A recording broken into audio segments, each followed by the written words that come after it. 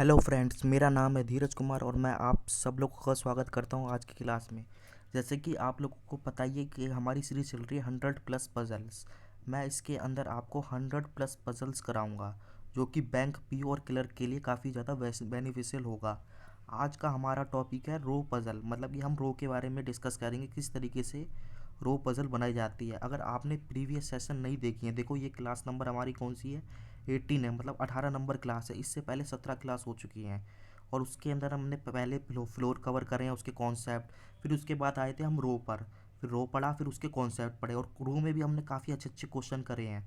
आपने previous 2 class देखी होंगी तो उसके अंदर बहुत ही अच्छी क्वालिटी कंटेंट है रो का, हमने देखी, आप देख जाके देखना। इससे पहले क्लास नंबर 16 और 17 काफ़ी अच्छे क्वेश्चन मिलेंगे।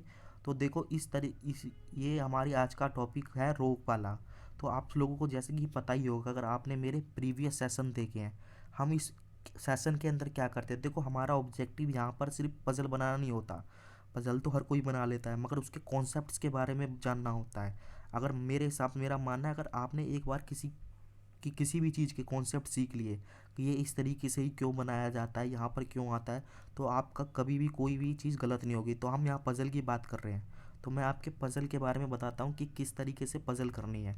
आपने प्रीवियस सेशन देखे होंगे तो मैंने बताया कि कोई भी पज़ल, मान लो कि ये पज़ल है, ये पूरी एक पज़ल दे रखी है, मान लो पैराग्राफ है, वो आपने फर्स्ट लाइन से स्टार्ट कर दिया, तो फर्स्ट से ही क्यों करा, आप सेकंड से क्यों नहीं कर सकते, थर्ड से क्यों नहीं, अगर थर्ड से करा है तो फर्स्ट से क्यों नहीं, सेकंड से क्यों नहीं। तो इसका मैं आपको डीप मतलब कि एनालाइज करके बताता हूँ। तो देखो अब इस सेशन में हम बढ़ेंगे तो बताएंगे कि किस तरीके से होगा। तो देखो सबसे पहले हम पज़ल पे चलते हैं, मैं आपको बताता हूँ किस तरीके से पज़ल सॉल्व करनी होती है। देखो ये पज़ल आई हमारे सामने, अब हम हमारे सामने पजल आई, तो ये देखो हमने पढ़ा 8 पर्सन्स, इनके नाम दिए हुए हैं ABCD, जो भी हैं आप इनको मत पढ़ना। अगर आपने इनको पढ़ा तो आपका टाइम भी बर्बाद होगा। ये तो नाम है, ये तो पता ही है आपको, नीचे दिए ही होंगे इन्फॉर्मेशन। तो सीधा हमने पढ़ा 8 पर्सन्स, स्किप किया। R sitting in a row facing north, मतलब कि कुछ भी नहीं है, ये इंट्रोडक्शन था यहाँ से यहाँ तक। तो हमें पता चला कि 8 मेंबर हैं और सारे के सारे नॉर्थ फेस कर रहे हैं। तो ठीक है, ये तो मतलब ठीक पजल आई। अब यहाँ से यहाँ तक हमारी पजल स्टार्ट होती है। देखो मैं पढ़ के बताता हूँ कहाँ से यहाँ तक पजल है, तो किस तरीके से आपको रीड करना होता है जब आप एग्ज़ाम सेंटर में बैठे हों। तो आप देखो कि सबसे पहले कोई फिक्स पॉइंट दिया है या नहीं दिया है। देखो लिखा था D sits fifth from left hand, ठीक है ये फिक्स है। पर अब हम इसको इम्प्लीमेंट करें ना करें, अगर मान लो इससे आगे रिलेटेड कुछ पॉइंट दिया होगा, डी से रिलेटेड कुछ पॉइंट दिया होगा तो आप करना। अगर कोई उसके आगे मतलब कि पॉइंट रिलेटेड नहीं है तो ये आपको पॉइंट बेकार हो जाएगा, फिक्स होने के बाद भी बेकार हो जाएगा। आगे मैं पढ़ा number of person sit right to D is one more than number of person sit left to A. मतलब इतने से ही मेरे को पता चल गया कि हाँ अब ये रिलेट हो जाएगा, अब मुझे आगे ज़्यादा पढ़ने की ज़रूरत नहीं, अब हम ऐसे सीधा सीधा इम्प्लीमेंट करते हैं। देखो इस तरीके से ये रो बनानी होती है, मैंने आपको प्रीवियस सेशन भी बनाया जब सारे नॉर्थ फेस कर रहे हो। तो आप सीधा सीधा जैसे 8 है तो 8 कर दो, 9 है तो 9, अगर जितने भी मेंबर है उतने कर दो, जैसे 1 2 3 4 5 6 7 8 मैंने कर दिए। और मैंने आपको बेसिक कॉन्सेप्ट्स में बताया है, फिर मैं यहाँ पर बताता हूँ। जब सारे नॉर्थ फेस कर रहे होते हैं तो ये आपका होता है लेफ्ट हैंड, ये होता है राइट हैंड। अगर मान लो एक मेंबर यहाँ पर सी बैठा हुआ है, अगर पूछे कि सी के राइट में जाना है तो आप इधर चलोगे, अगर बोले कि सी के लेफ्ट में जाना है तो इधर चलोगे। तो देखो अब इस पजल में हम बढ़ते हैं, क्या है आज की पजल। हम आगे बढ़े, देखो यहाँ पर जैसे ही मैं आगे बढ़ा तो मेरे को एक पॉइंट मिला जो अभी मैंने डिस्कस करा था, इस पॉइंट को क्यों लिया है। D sits fifth from left hand, अभी मैंने बताया सारे के सारे कहाँ फेस कर रहे हैं, नॉर्थ। तो लेफ्ट हैंड कौन सा है, ये वाला लेफ्ट हैंड है, ये राइट हैंड है। तो D fifth from left hand, D पाँचवा है लेफ्ट हैंड से। तो देखो ये पहला, दूसरा, तीसरा, चौथा और पाँचवा, तो डी इधर आ जाएगा। ये देखो अगली स्लाइड में आपको दिखा रखा है, यहाँ पर एक फिफ्थ है लेफ्ट हैंड से, 1 2 3 4 5, ठीक है। इस तरीके से हमारा पॉइंट इम्प्लीमेंट हो गया। अब हम आगे बढ़े, जैसे ही हम आगे बढ़े लिखा था number of person sit right to D. अच्छा, इस तरीके से बनाया, number of person sit right to D is one more than, मतलब एक ज़्यादा है, इज इक्वल टू का साइन लगाया, number of person sit left of A. मान लो लेफ्ट ए के कितने बैठे हैं एक्स, तो इसके ज़्यादा एक यहाँ पर होगा। तो अब इस बात को हम ऐसे भी तो कह सकते हैं, यहाँ पर एक ज़्यादा है तो एक यहाँ पर कम होगा। अब देखो डी ए से कहीं ए डी से कुछ मिल रहा है, तो वो डी हमें मिल रहा है। डी के क्या कहते हैं, राइट में कितने हैं, काउंट करो 1 2 3, इधर 3 है, तो मतलब कि 1 + x लिया था ना हमने, तो x मतलब कितना आया, मतलब एक जोड़ना पड़ेगा इसके अंदर, तो एक्स हमारा ऑटोमेटिकली 2 आ गया। तो लेफ्ट ऑफ ए के कितने होंगे, 2 होंगे, 1 2, ए इधर आ गया। आगे हम बढ़े, देखो ये पॉइंट मैंने इम्प्लीमेंट करके दिखाया।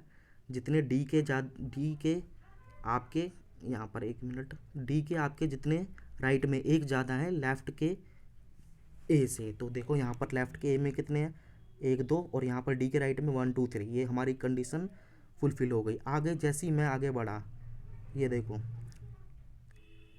क्या लिखा है, no one sits right of B. ये काफ़ी अच्छा पॉइंट है। इसका मतलब है बी के राइट में कोई नहीं बैठा है। अगर आपने बी यहाँ बैठा दिया तो उसके राइट में तो देखो इतने सारे बैठे हैं क्योंकि नॉर्थ है, तो आपको बी यहीं पर प्लेस करना पड़ेगा।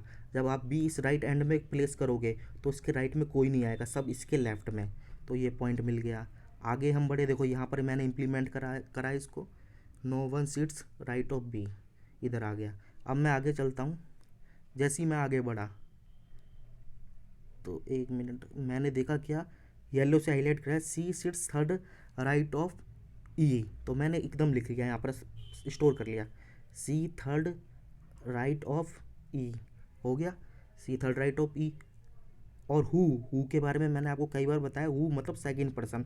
यहाँ सी है और ई है, तो ई के बारे में बता रहा है, यानी कि ई थर्ड राइट ऑफ, क्या लिखा है, शायद जी लिखा है यहाँ पर, 1 मिनट इसको रेज कर लेते हैं। हाँ जी लिखा है, जी थर्ड राइट ऑफ,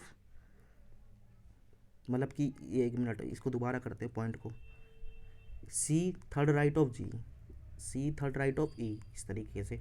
और हु मतलब ई के बारे में बोल रहा है, ई थर्ड राइट ऑफ जी। तो इस तरीके से मिल गया। अब देखो कितने पॉइंट मिल गए हमें, 1 2 3 4 5 6 7। ये तो हम इम्प्लीमेंट कर सकते हैं इजीली क्योंकि हमारी 8 यहाँ, देखो जी मैंने पहले यहाँ इम्प्लीमेंट करा, यहाँ प्लेस करा, खाली है, तो यहाँ जाने के बाद ई यहाँ आ गया। फिर हमें 2 खाली चाहिए, 1 2, तो सी आ गया। तो ये तो हमारा पूरा हो गया। अब दूसरा मैंने जी यहाँ पर करा, देखो जी मैं यहाँ पर करके दिखाता हूँ, 1 2 खाली और ई यहाँ पे आएगा। तो ई यहाँ इसलिए नहीं आ पाएगा क्योंकि ऑलरेडी डी बैठा है। तो पहली वाली कंडीशन हमारी फिक्स हो गई, यहीं पर हमारा आएगा। आगे चेक करने की जरूरत नहीं, आप आगे भी चेक करोगे तो यहाँ पर करते हो तो आप देखोगे आपके मेंबर कम पड़ जाएंगे। आपको 7 मेंबर चाहिए, तो 7 मेंबर या तो यहाँ से मिलेगा, यहाँ से मिलेगा। आप यहाँ पर जाओगे तो यहाँ से कहाँ से मिलेगा, यहाँ पे तो और आगे जाना पड़ेगा।